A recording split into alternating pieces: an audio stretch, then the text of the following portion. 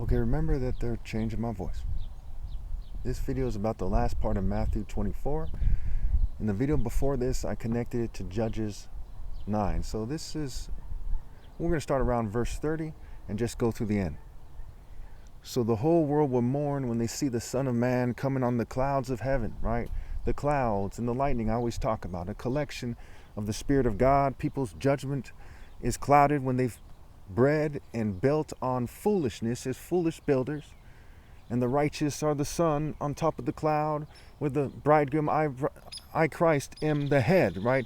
I'm symbolized by the sun. God is symbolized by the sun. And in a sense, the body of Christ is symbolized by the sun. But I'm the one that they're supposed to follow. I'm the one God set apart as their leader. So it says that you need to scramble and to seek refuge in me. That's what it means by flee to the mountains. Which one? Not the pagan mountains where pagans do their satanic stuff, but the holy mountain of God, Mount Zion. The blind and lame, the spiritually blind and lame, not physically, will not enter the kingdom because they're far too stupid. They're far too lame. The blind led the blind, and they both fall into a pit. So it says you should look at the state of the fig tree, right? Its leaves. It says, when summer is near, what have you. So when the sun, right, and summer, and the clouds, above the clouds, below the clouds, the darkness punishing people, the righteous being gathered into the clouds, accepting their fate, while the wicked are scrambling and scurrying like worms to make the best of being some kind of bootlicking coward following the governing class. The fig trees are also brought up in Judges 9, and it's in relation to who should be king. Where the fig tree, the olive tree, and the vine all rejected being made king, is symbolic of their king is not God because they follow the thornbush who is set on fire, and that fire cooks them. Wickedness burns like a fire. The briars and thornbush burns symbolically. That means that there are mere briars and thorn bushes, to each his own, what have you, and they cook. The body of the thorn bush set on fire because the garden of God is for the olive tree, it's for the vine, it's for the fig tree, it's for the good fruit and the honorable mixing of families, the honorable mixing of righteous spirits coming into the Spirit of God. Separating the light from the darkness, what have you. So it says that people were marrying after it talks about the fig tree, right? It connects to Judges 9. And there's the wine at the marriage, right? Turning water into wine. Turning the Spirit into the sacrifice for the Spirit, right? The blood that was shed, pick up your cross, what have you. So it says that people shouldn't be marrying or being given away in marriage. All these people saying that it's the end, right? Then why are so many of you reproducing? If it's the end, why have children? If you're going to be gathered into the clouds like it says in Paul's letters, if you're going to be taken away like it says in Matthew 24, Luke 23, where it says, blessed are the childless women, the breasts that never nursed, and the wombs that never bore. Why are you still having children? Because you worship the devil. You don't need to be a Christian to see that it's evil to reproduce. You don't need to have a good understanding of the Bible to see that it's evil to reproduce. You look at who's making what kind of money and why, what kind of networks are available for them, what kind of paths. You know the idea of a monk. Monks don't have children. Why don't monks have children? Because they say the world is evil, and they've been doing that forever. Now the world is far more evil than the last 1700 years or what have you. So they're not supposed to be having children. It's a very evil thing for them to have children. Abraham was willing to kill his child for God, but people aren't willing to refrain from having children for God. They're not willing to get their tubes tied for God. Why would that be? So then it goes on to talk about the faithful versus the unfaithful servant. The person who knows better will be beat with many blows. Okay, so they'll be judged according to their deeds. We see at different parts of the Bible, right, that people are thrown into hell, or there's weeping and gnashing of teeth, and that the smoke from their torment, it says in Revelation, the smoke from their torment will rise forever and ever, so they'll cook forever according to their deeds. And if they knew better and were trying to be all crafty with it in some kind of secret society, some kind of government group, or whoever might have studied it more than the average naive person will say, then they'll cook more based on how much they knew, what kind of evil they did, with a fair and universal scale that no one can deny. God is known and exalted by his acts of justice, and wisdom walks in the way of righteousness along the paths of justice. In God's infinite wisdom, he made it so that people know the difference between right and wrong unless they are really, really, really defective. So the vast majority of people do.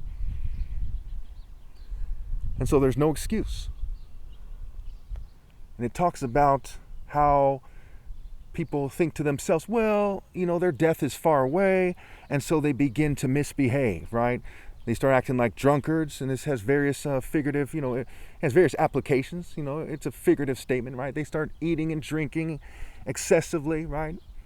They start indulging in wickedness, indulging in, excessive, we'll say, celebration. They indulge in reveling. They indulge in kind of pagan revelry. And they start lording things over people. They start acting important, like people who are Freemasons, right? They start acting like they're important, like people in the government or the military. They say, hey, there's somebody important in this society, some CEO or some rich person. While the poor are being massacred, sexually exploited, starving to death, you name it. And the clock is ticking, and they keep enjoying themselves, still to speak, quote unquote, right? On some level, they feel guilty. Their brain is not functioning completely correctly, so they can't really enjoy themselves. They're not really living a fulfilling life, but they're partying like pagans, and they think it's sweet. And the clock is ticking, and the Reaper is coming. And every once in a while, one of them dies very early, right? They die at like 18, they die at 20, they die at 30. Some live until 120. But the clock is ticking, and the angel of death is pursuing. The angel of the Lord is pursuing, and the clock is ticking. And they're supposed to behave. Like I say in my song, right? It said they'll hide in caves, right? They'll hide in the shadow of darkness, in the shadow of their idols. They'll seek refuge in their idols. And their idols are these underground demon deities that often parade like angels of light or something worthwhile. Like they'll hide in caves. They should have behaved.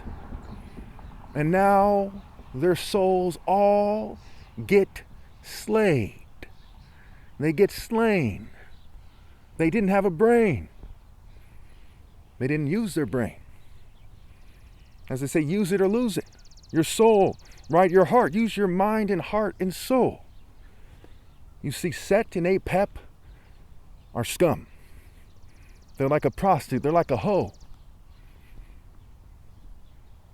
They are demons that hide from the wrath of God. They are demons that are cowards. They are liars. They are sissies. They don't know the point of life. We know the point of life. You see God calling you. God in his warrior spirit calling you to be a warrior. You simply don't go out like a wimp. You don't go out like a chump, like a pansy, like some kind of wuss, some kind of fraidy dog. Outside are the dogs, it says. Everyone should be hearing a call from God to some degree. Muffled or loud and clear, what have you. It says, man up, come into the divine order. Be a warrior. Have your heart beat with the rhythm of God. But they chose to be pagan liars instead. And as they try to mock God, as they say, hey, they're not going to die for any time soon, so they think they should do the wrong thing, then punishment comes. The Reaper doesn't play. People must do what is right. 1 Thessalonians 4:17. After that, we who are still alive and are left will be caught up together with them in the clouds to meet the Lord in the air. And so we will be with the Lord forever. Right? That warrior spirit, right? The Lord is the warrior. The Lord is his name. Exodus 15:3. The armor of God. Those who are part of the army, the formation of God, right? The head and the body of Christ, the Christos, the anointed by God, the selected by God, the top martial arts set apart by God, the heavenly warrior who defeats the beast. Gathered together in the clouds, right? We see in Isaiah 30, it says that there's cloud burst, thunderstorm, and hail, gathered together in the martial spirit of God. And those who chose to live despicable lives because they're just survivalists, because of their false sense of entitlement, because of their Judas families that they cling on to, because they chose to love falsehood. They chose to live falsehood. They chose to embrace lies. And outside the gates are the liars. How do you know who's who? Because the truth is universal truth. Do you cheat the top martial artist ever possible out of his right to lead? No, that's a universal truth. Do unto others as you would have them do unto you. That sums up the law and the prophets. And that's what you could say to somebody. Say, try with all your heart to be righteous. Goes without saying. And do unto others as you would have them do unto you. Well, therefore, what is right is what is universally right. And you can't look at it like a coward. A coward might say to themselves, well, I might put my family at risk. That's stupid. Should the military and the police say that to themselves? If they get hurt, what's going to happen to their family? Or if a police officer pisses off a mobster and the mobster threatens their family, should they think that way? Then why on earth should those people who serve God, which is far greater than all the nations put together, put their family above universal pinpointed moral precision? That is insane. They're not just wrong, they're retarded or something.